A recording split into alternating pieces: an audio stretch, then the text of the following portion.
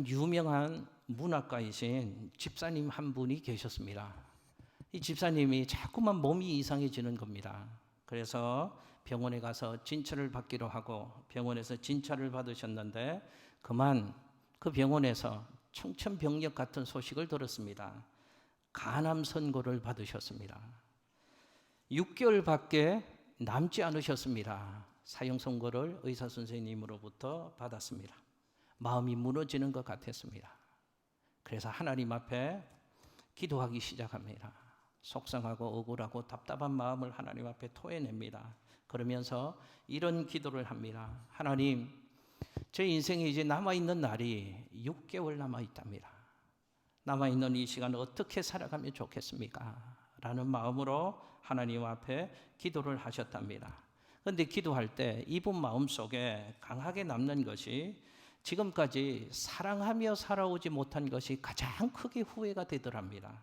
그리고 자기가 그동안 벽을 쌓고 살아왔던 사람들의 얼굴이 기도하는 동안에 자꾸만 떠오르기 시작했답니다. 그래서 명단을 작성했답니다. 그래서 그분을 한 분 한 분 만나면서 못 나눴던 사랑을 나누고 오해를 풀고 사랑을 이뤄 가셨답니다. 또 만나셨습니다. 사랑해야 되는데 더 사랑하지 못한 사람들, 격려해 주었어야 되는데 더 격려해 주지 못한 믿음의 사람들이 있음을 기억하고 그들을 한 분 한 분 만나셨습니다. 그리고 이분이 그 다음에 한 일이 자기의 재산을 정리하기 시작했답니다. 빚진 것들이 없나 다 점검하고 빚을 깨끗이 청산을 했습니다. 그리고 자녀들 후손들에게 남겨줄 재산들을 빼놓고 가만히 생각해 보니까 이분이 믿음은 가졌는데 그동안 하나님 앞에서 물질을 하나님 기뻐하는 것에 한 번도 제대로 써보지 못했다 하는 생각이 들더랍니다. 그래서 이분이 기도하는 중에 하나님 주시는 마음으로 선교사님들 도와야지 선교 위해서 선교 헌금도 작정을 하셨습니다. 가난한 이웃들도 도와야 되는데 그렇지 못했음을 깨닫고 구제 헌금도 작정했습니다. 그리고 자기가 죽은 다음에는 자기의 재산을 이렇게 쓰라고 남겨진 자녀들에게 유언장을 작성을 하셨답니다. 그리고 그 다음에는 사랑하는 자녀들을 생각하면서 성경 말씀을 읽으면서 자녀들이 이 하나님의 말씀은 꼭 붙잡고 살았으면 좋겠다, 그렇게 감동이 되어지는 말씀들을 유언장에 쓰기 시작했답니다. 그러다 보니까 어느새 6개월이 후딱 지나갔답니다. 그런데 이상한 것은 몸이 6개월이 지났는데도 그렇게 나빠지지 않더라 하는 것입니다. 이상한 생각이 들었습니다. 그래서 다른 병원에 가서 진찰을 받아보니까 암이 아니라는 것입니다. 먼저 본 의사가 오진을 했던 것입니다. 참 다행스러운 마음이 들었습니다. 그런데 주위에 그녀에 대한 소식을 알고 있는 많은 사람들이 이렇게 묻습니다. 6개월 그렇게 살아온 것이 억울하지 않습니까? 물었답니다. 정리하느라 돈도 많이 쓰고 마음고생도 많이 했을 텐데 6개월 손해본 것이 많지 않습니까? 그렇게 6개월 지난 것이 억울하지 않습니까? 라고 물었답니다. 그랬더니 그 집사님은 아니라고 하면서 이렇게 말을 했답니다. 내 일생에 지난 6달 동안 그렇게 진지하게 삶을 살았던 때가 없었습니다. 나머지 내 남은 인생도 그런 마음으로 살고 싶습니다 라고 이 집사님이 대답을 하더랍니다. 여러분, 다릅니다. 그냥 사는 사람과 마지막이 있다, 내 인생의 끝이 있다 라는 것을 분명하게 기억하며 사는 사람은 오늘을 다르게 살아갈 수 있다 하는 것입니다. 내 인생의 마지막을 기억하며 사는 사람은 오늘을 진지하게 살아갈 수 있습니다. 오늘을 제대로 살아갈 수 있습니다. 오늘을 의미 있는 삶으로 하루하루의 삶을 살아갈 수 있는 것입니다.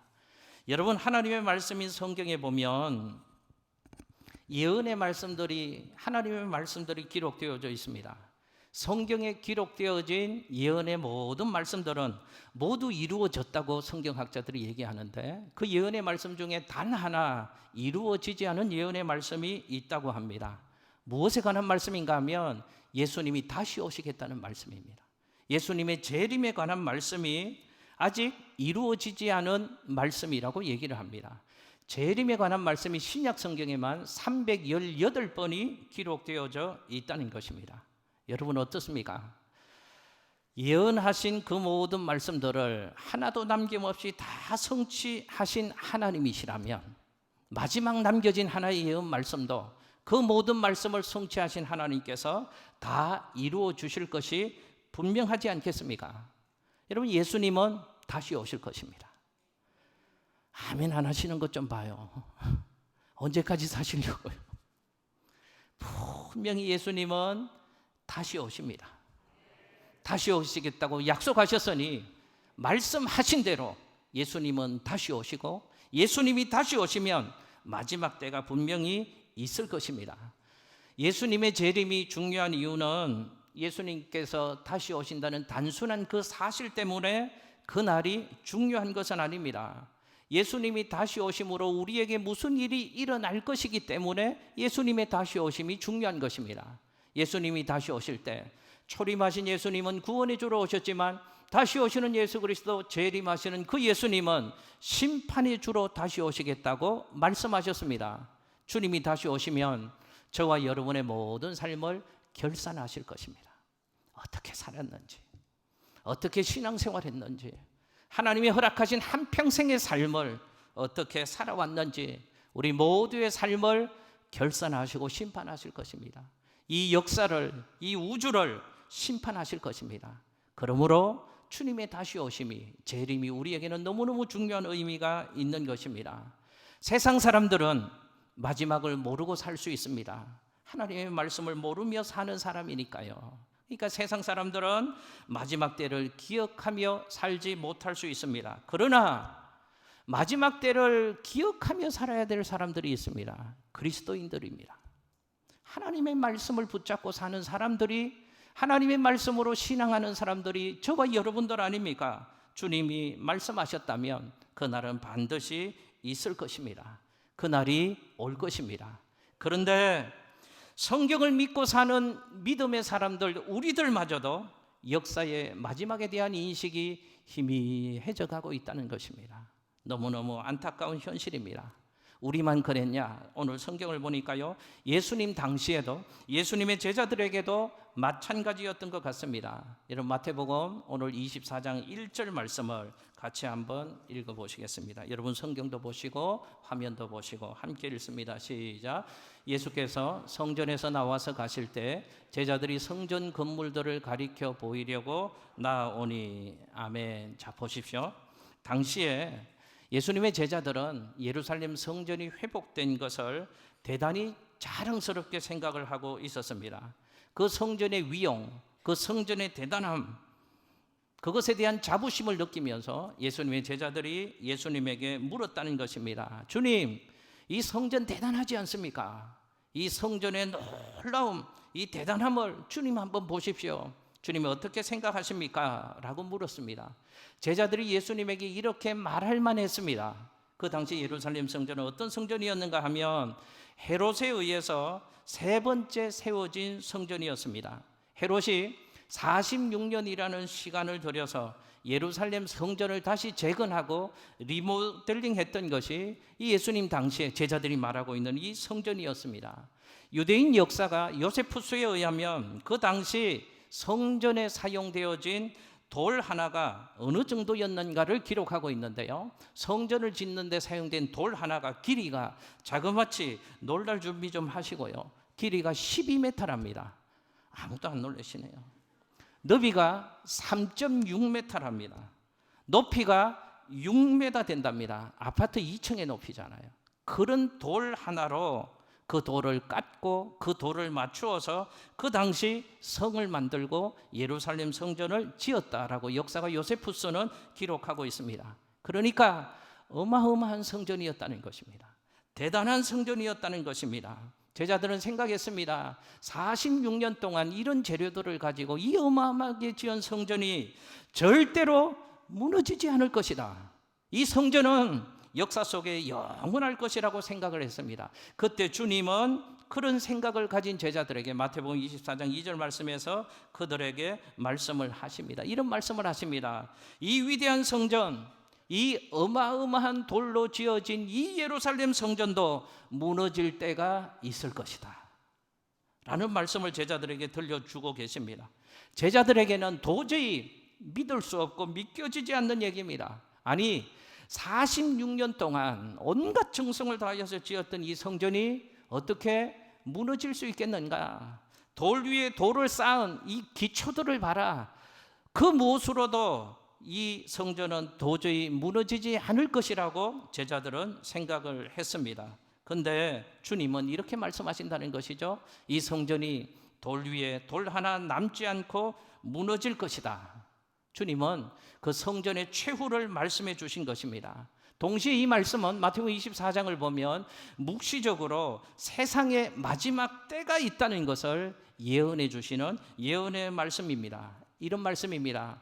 이 성전의 최후가 있을 것처럼 이 세상 역사에도 최후가 있을 것이다. 마지막이 있을 것이다 라는 말씀을 제자들에게 해 주신 것입니다. 그러나 여전히 제자들은 주님의 말씀을 믿지 않았습니다. 여러분, 그런데 놀라운 사실은 주후 70년경에 예수님의 말씀이 성취되어졌습니다. 그 절대로 무너지지 않고 역사 속에 영원할 것만 같았던 예루살렘 성전에 로마 대군이 쳐들어와서 예루살렘 성전을 회파합니다. 도저히 무너지지 않고 역사 가올 때 영원할 것이라고 생각했던 예루살렘 성전이 예수님의 말씀대로 돌 위에 돌 하나 남지 않고 무너지고 말았다는 사실입니다. 여러분, 주님은 지금 오늘 우리에게 이런 말씀해 주시는 것입니다. 예루살렘 성전이 절대로 무너지지 않을 것 같았지만 그 성전이 무너졌던 것처럼 종말이 절대로 오지 않을 것 같은 이 세상에도 반드시 종말이 올 것이다. 마지막은 있을 것이다 라는 사실을 주님은 오늘 우리에게 말씀하고 있는 것입니다. 사랑하는 양천교회 성도 여러분, 이 세상에는 분명히 마지막 때가 있을 것입니다. 반드시 세상의 마지막이 올 것입니다. 날씨가 더워서 그러신가요? 다시 한번 하겠습니다. 사랑하는 양천교회 성도 여러분, 이 세상에는 주님의 말씀대로 반드시 마지막이 있을 것입니다. 반드시 세상에는 끝이 올 것입니다. 우리는 잊고 산다 그 말입니다. 과학과 문명이 발전한 시대에 사니까 이제는 100세를 넘어가는 시대를 살 것이라고 얘기들 하니까 우리는 이 땅이 영원할 것처럼 살아갑니다. 여기가 전부인 것처럼 살아갑니다. 마지막이 오지 않을 것처럼 살아갑니다. 그러나 역사를 주관하시는 주님은 우리에게 말씀합니다. 절대로 무너지지 않을 것 같았던 예루살렘 성전이 무너졌던 것처럼 이 세상의 마지막은 반드시 올 것이다 라고 우리에게 교훈하고 있습니다. 사랑하는 성도 여러분, 예수님 말씀 그대로 성전이 무너졌다면 예수님 예언 그대로 이 세상의 마지막이 반드시 오지 않겠느냐 하는 것입니다. 올 것입니다. 반드시 있을 것입니다. 여러분들이 믿든지 안 믿든지, 여러분들이 기다리든지 안 기다리든지, 여러분들이 좋아하든지 싫어하든지 세상의 마지막은 반드시 올 것입니다. 중요한 것은 마지막이 있다면 어떻게 마지막을 준비하며 사느냐 하는 것이 이제 중요하지 않겠습니까? 오늘 본문이 있는 마태복음 24장은 그런 말씀입니다. 마지막 때를 성도들이 잘 준비할 수 있도록 주시는 교훈의 말씀입니다. 두 가지로 우리에게 교훈해 줍니다. 첫 번째는 마지막의 징조를 알라는 것입니다. 그리고 또 하나는 마지막 때의 비밀을 알라는 것입니다. 먼저 살펴보겠습니다. 마지막을 알리는 징조들이 있다고 말씀하십니다. 그 징조들을 보면 성도들은 느끼라는 것입니다. 마지막 때가 가까이 왔구나. 그리고 마지막 때를 준비하는 삶을 힘써 살라는 것입니다. 세 가지 마지막 때의 징조를 이렇게 말씀하십니다. 첫 번째, 마지막 때가 되어지면 종교적인 미혹이 증가될 것이다 라고 주님은 말씀하십니다. 4절, 5절 말씀에 보면 이런 말씀이 기록되어져 있습니다. 너희가 사람의 미혹을 받지 않도록 주의하라 라고 말씀합니다. 여러분, 마지막 때가 되어지면 종교적인 미혹이 증가한답니다. 건강한 신앙생활을 하는 성도들을 혼란 가운데 빠뜨리고 우리의 신앙을 무너지게 하고 우리의 인생을 도적질하는 종교적인 미혹이 마지막 때가 되어지면 점점 증가한다는 것입니다. 그런 것이 마지막 때의 현상이다라고 말씀합니다. 여러분, 우리가 살고 있는 이 시대를 한번 생각해 보십시오. 이런 시대 아닙니까? 종교적인 미혹이 극심한 시대를 살고 있습니다. 종교적으로 우리를 미혹하는 이단들이 자꾸만 많아집니다. 미친 사람들이 있습니다. 내가 예수다, 내가 메시아다, 내가 구원주다 라고 말하는 것입니다. 두 가지 중에 하나입니다. 사탄이 그 사람을 사주해서 자신이 메시아라고 말하게 할 수도 있고, 세상이 불안해지는 가운데 자신이 메시아라고 착각하는 정신적 환자들이 그럴 수 있습니다. 여러분, 성경의 화면에 한번 보실까요? 마태복음 24장 23절에서 24절에 이렇게 말씀합니다. 함께 읽겠습니다. 마태복음 24장 23절에서 24절 함께 읽습니다. 시작.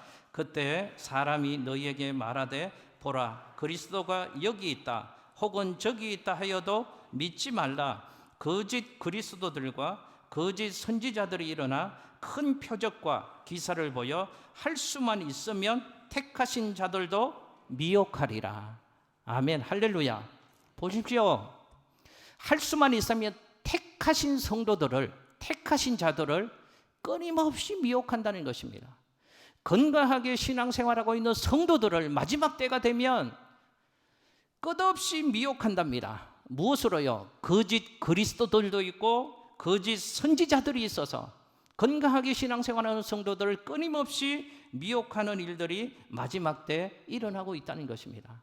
매주마다 요즘 양천 FC 풋살 공차는 모임을 합니다. 흠뻑 땀을 흘리니까 저도 좋습니다. 그래서 찹니다. 지난주에도 공을 차면서 저희 교회 성도님들 중에 제일 멀리 계신 성도님이 포르투갈에 계신 성도님, 아마 이쪽 맨 뒤편에 정지훈 집사님 있으신데 이번 주간에 포르투갈로 갈 계획으로 알고 있는데, 지난 주간에 함께 공을 차고 포르투갈에 관한 얘기를 잠깐 나눴는데 그런 얘기를 해 주시더라고요. 포르투갈에도 이단들이 그렇게 많답니다.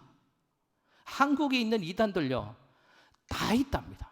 이상한 이단들 그렇게 많답니다. 그렇게 많으면서 정지훈 집사님과 아내 배공조 집사님이 이런 비전을 갖고 있노라고 말씀하시더라고요. 그 외국에서 한국 문화를 소개하는 어떤 일들을 하면서, 그 문화를 소개하면서 예수 그리스도의 복음을 전하는 일을 좀 해보고 싶다, 멋진 꿈을 품고 계시더라고요. 보십시오. 마지막 때가 되어지면 전 세계적으로 내가 그리스도다, 내가 참 선지자다, 성도들을 미혹하는 종교적인 미혹이 증가하고 있다는 것입니다. 그럴 때 필요한 것이 뭘까요? 분별력이 필요합니다. 영적인 분별력이 필요합니다. 사단은 끊임없이 우는 사자처럼 두루다니며 삼킬차를 찾고 있는 이때에 영적인 분별력이 있어야지 분별을 할 거 아닙니까? 누가 적 그리스도인든지, 누가 거짓 선지자인지, 그래서 나를 지금 미혹하고 있는지 분별이 되어야죠. 영적인 분별력이 없으면 그렇게 말하면 그런가 보다, 사람들이 이쪽으로 가면 또 그런가 보다, 방향 없는 삶을 살고 제대로 된 삶을 살 수 없습니다. 여러분, 축복합니다. 종교적인 미혹이 증가해서 끊임없이 사탄 마귀 귀신이 우리를 우는 사자처럼 두루다니며 미혹하고 있는 이때 영적인 분별력을 가지고 깨어있는 신앙생활 하시는 우리 양천교회 성도님들 될 수 있으시기를 예수님 이름으로 축복합니다. 아니, 분별해야죠. 분별. 뭐가 진짜인지, 뭐가 가짜인지, 뭐가 제대로 된 길인지, 뭐가 그런 길인지, 뭐가 진리인지, 뭐가 비진리인지, 뭐가 본질인지, 뭐가 비본질인지 분별력이 있어야죠. 여러분, 깨어서 마지막 시대를 살아가는 우리 성도들 되시기를 예수님 이름으로 축복합니다. 둘째, 마지막 때의 징조는 극심한 사회적인 혼란이 일어난다라고 말씀합니다. 6절 말씀해 보면 난리와 난리의 소문을 들을 것이다 라고 말씀합니다. 이 말은 마지막 때가 되어지면 전쟁이 빈번하게 일어난다는 것입니다. 역사가 마지막 종말의 때를 향하여 힘차게 달려가고 있을 때 일어나는 일 중에 하나는 난리와 난리의 소문이 들려진다는 것입니다. 사회에 극심한 혼란이 있게 되어진다는 것입니다. 그런 혼란을 보면 믿음의 사람들은 직감해야 됩니다. 마지막 때를 우리가 살고 있구나라고 주님이 말씀하시는 것입니다. 여러분, 인류 역사를 살펴보면 전쟁은 인류 역사 가운데 언제나 있었다는 것을 알 수 있습니다. 지난 인류의 역사 5,500년의 역사를 확인해 보아도 그동안 14,000여 회의 전쟁이 있었다고 역사학자들은 기록하고 있습니다. 그러니까 매년 2.6회의 전쟁이 끊임없이 일어난 인류의 역사였습니다. 그러나 실제로 보면 시대가 흘러갈수록 전쟁의 발발 빈도가 더 높아져 가고 있다는 것을 우리는 확인할 수 있습니다. 시대가 흘러갈수록 전쟁의 규모도 더 커집니다. 시대가 흘러갈수록 전쟁의 파괴력도 증가하고요, 전쟁으로 인한 피해도 엄청난 피해를 인류가 맛보며 살아가고 있다는 것입니다. 여러분, 1990년도 들면서 세계 역사는 대단한 전환점을 맞이합니다. 1990년도를 들면서 공산주의가 무너지고요, 동구권이 무너지면서 많은 학자들은 이렇게 예언했습니다. 공산주의가 무너지고 동구권이 무너졌으니까 이제 인류는 영구적 평화의 시대, 유토피아 시대를 맞이할 것이다 라는 희망적인 예언을 인류에게 던졌습니다. 그러나 실제는 어떻습니까? 더 많은 전쟁이 끊임없이 세계 도처에서 발발하고 있습니다. 동서의 냉전 구조는 해체되었지만 세계 도처에서 각국의 이익과 각국의 이해관계에 따라서 더 많은 전쟁들이 발발을 하고 있고, 전쟁은 더 심각해져 가고 있고 그 규모도 더 커져가고 있다는 것입니다. 여러분, 우리는 요즘 뉴스를 통해서 많이 접합니다. 러시아가 우크라이나를 침공했습니다. 얼마 전에 있었던 우리나라 대통령도 참여했던 나토 북대서양조약기구 정상회의가 있었습니다.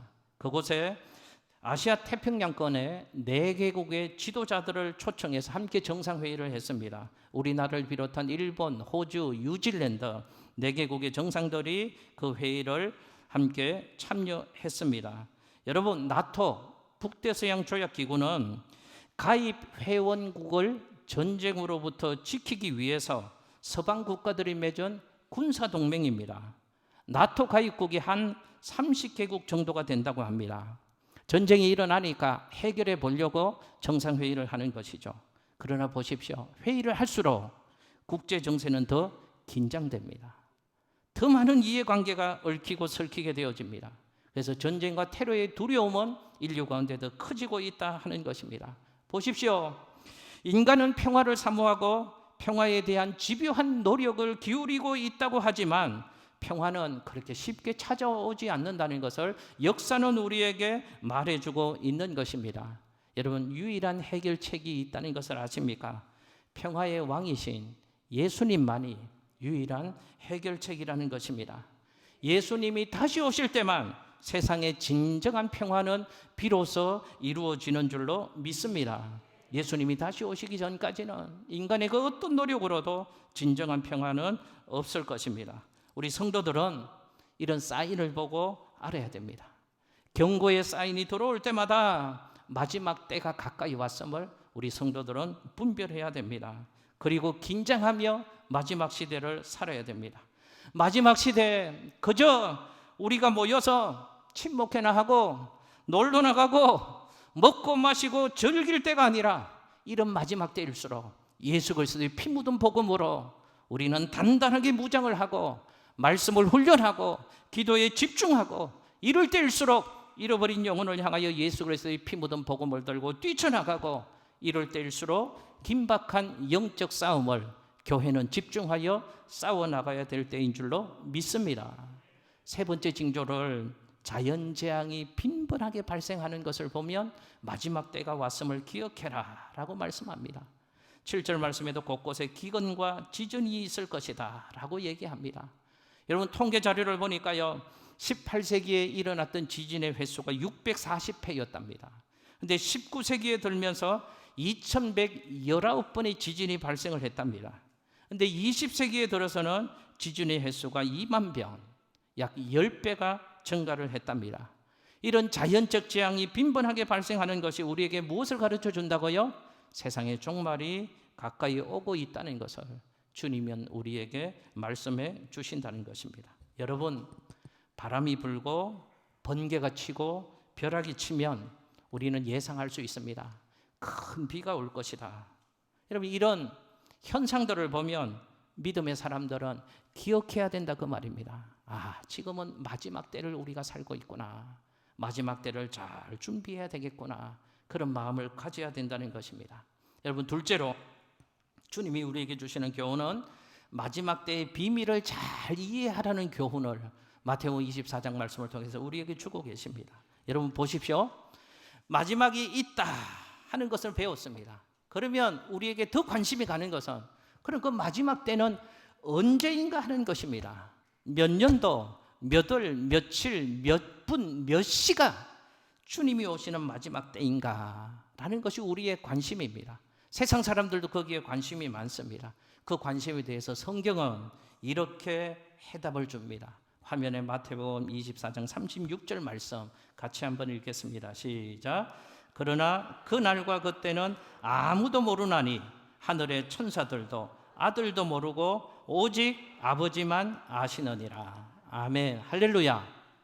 그 날과 그때는 누구만 안다고요? 아버지만 아신답니다. 아는 사람이 있다고요, 없다고요? 아무도 없답니다.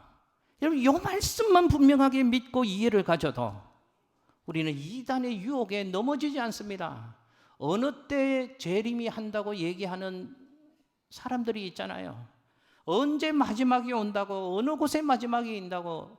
얼마 전인가 뉴스를 보니까 외국 어디에 그 나라가 임한다고, 한국의 땅도 팔고 다 그 나라 임하는 그곳으로 간다고, 한국의 재산도 다 정리하고 그곳으로 간. 속상합니다. 속상합니다. 아무도 모른다고 하나님이 말씀하셨잖아요.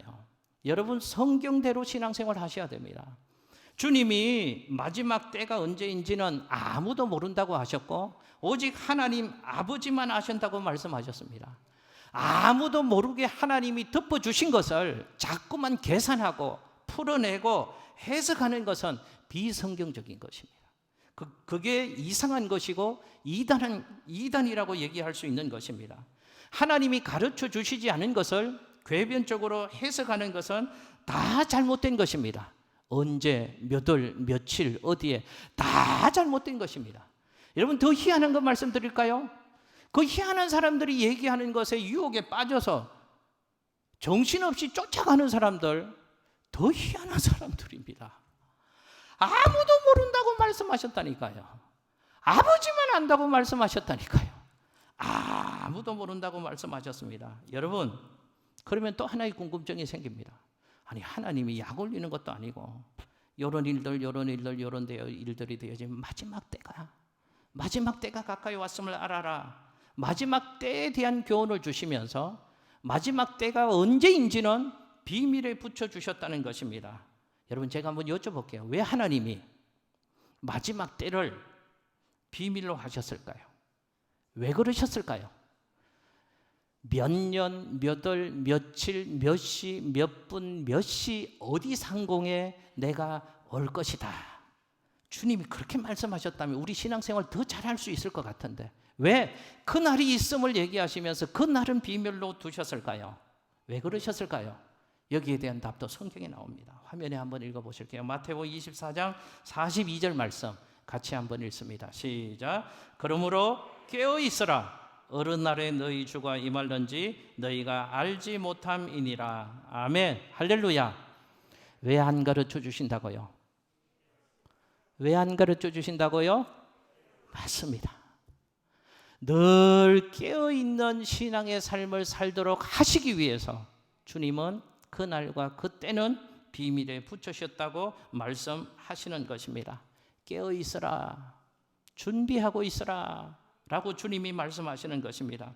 여러분, 오늘 마태복음 24장에 보면 깨어있어라, 준비하라 이런 얘기를 하시면서 종과 주인의 얘기를 들려주시는 장면이 있습니다. 한 주인이 종에게 모든 것을 맡기고 먼 곳으로 갔습니다. 그리고 얼마 후에 다시 돌아올 것이니까 주인이 종에게 준비하라, 깨어있어라 라고 말씀하십니다.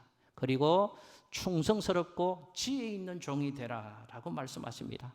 만일 주인이 종들에게 내가 언제 몇 년, 몇 월, 며칠, 몇 시에 어떻게 올 것이다 알리고 갔더라면 종들은 열심히 하지 않다가 주인이 오기 직전에 다들 하는 척 했을 것입니다.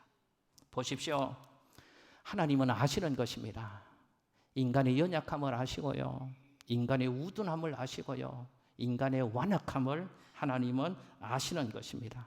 그래서 그 날을 비밀에 붙여주신 것입니다. 그 날이 오늘일 수도 있다라는 심정으로 하루하루를 살아갈 수 있도록 하시기 위해서 하나님은 그 날을 비밀로 붙여주신 것입니다. 여러분, 말씀 정리합니다.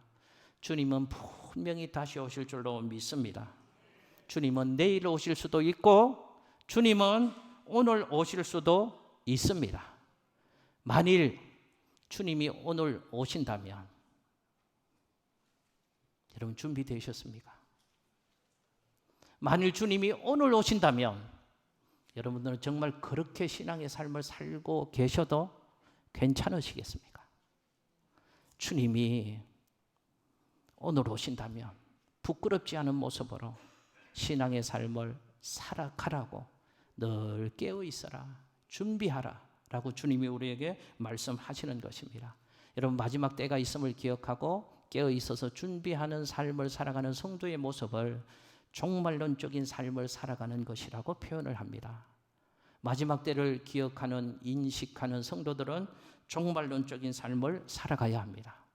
여러분, 종말론적인 삶을 살려고 하니까 재산 다 정리하고 옛날에 어떤 이단 쫓아가서 그랬던 것처럼 다 팔아버리고 다 정리하고, 아니 마지막이 있다는데 다 정리하고 다 청산하고 산속에 들어가서 기도원에만 들어가서 거기에만 꽁꽁 매여서 주여 오시옵소서, 여기에 오시옵소서, 오시옵소서, 언제입니까? 오시옵소서. 그런 삶을 살라고 주님이 말씀하지 않는다는 것입니다. 여러분, 종말론적인 삶은 주님이 언제 오실지 모르니 오늘 와도 부끄럽지 않은 모습으로 주님을 만나기 위해서 가정생활을 질서 있게 하고 규모 있게 하고 믿음으로 살고, 직장생활을 질서 있게 하고 규모 있게 하고 믿음으로 살아가는 것이, 그래서 어느 순간 주님이 나를 불러도 부끄럽지 않도록 깨어있는 신앙의 삶을 사는 것이 종말론적인 삶을 사는 것인 줄로 믿습니다. 여러분, 기억하십시오. 이곳이 전부가 아닙니다. 이곳에 목매고 살지 마십시오. 사랑하는 우리 양천교회 성도 여러분, 이곳이 전부가 아닙니다.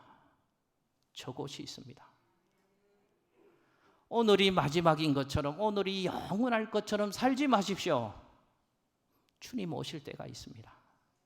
그렇다면 우리 늘 깨어서 말씀과 기도로 성령 충만하여 주님 기뻐하는 하루하루의 삶을 살아가다가 주님 언제 오실지는 모르지만 주님 언제 다시 오셔도 부끄럽지 않은 모습으로 주님 앞에 설 수 있는 그런 성도, 그런 교회가 우리 양천교회, 우리 양천교회 모든 성도님들 되시기를 예수님 이름으로 축복합니다.